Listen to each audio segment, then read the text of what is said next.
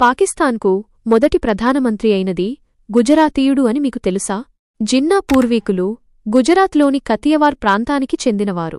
జిన్నా తాత పోంజాభాయ్ జిన్నా, జిన్నా తండ్రి జిన్నాభాయ్ పూంజాభాయ్. జిన్నా తండ్రి కరాచీలో తోళ్ల వ్యాపారం చేసేవారు.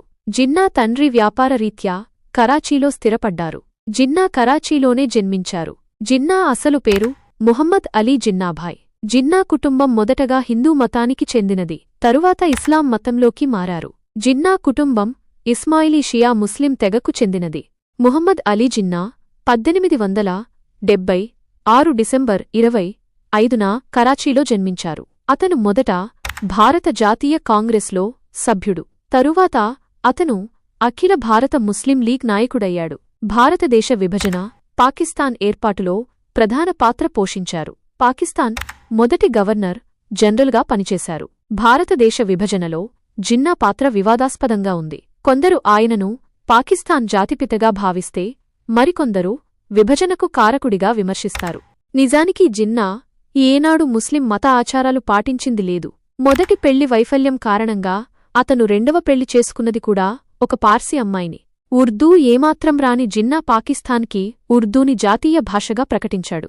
ఉర్దూని జాతీయ భాషగా అతడు ప్రకటించింది కూడా ఇంగ్లీష్లోనే.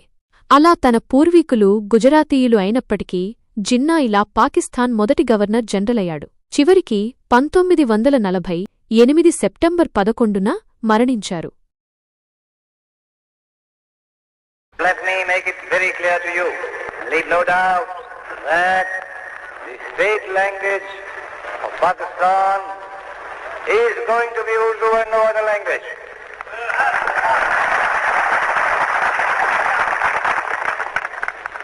And anyone who tries to mislead you is really the enemy of Pakistan. Without a state language, no nation can remain tied up solidly together and work together. Look at the history. Every government has got to have some state language.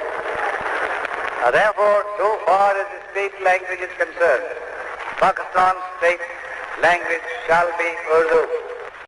తరువాత ఎపిసోడ్లో పాకిస్తాన్లో పుట్టి భారతదేశానికి ప్రధానమంత్రిగా పనిచేసిన మరొక ముఖ్యమైన వ్యక్తి గురించి తెలుసుకుందాం. ఇదే చరిత్ర కోసం 2 నిమిషాలు. ఇలాంటి మరిన్ని ఆసక్తికరమైన చారిత్రక విషయాలు తెలుసుకోవడానికి ఛానల్ సబ్స్క్రైబ్ చేసుకోండి, వీడియో లైక్ చేయండి, షేర్ చేయండి.